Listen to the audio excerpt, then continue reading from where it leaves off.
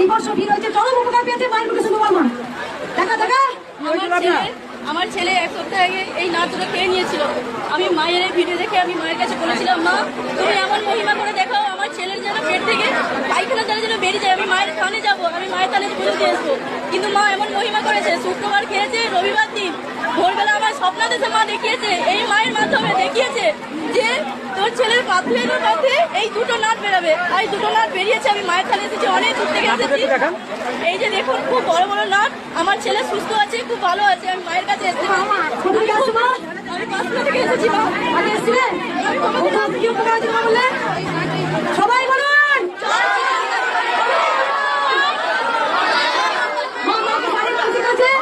এই বড় বড় নাট দুটো বাচ্চা খেয়ে নিয়েছে।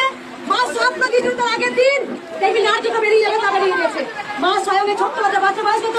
3.5 বছর আছে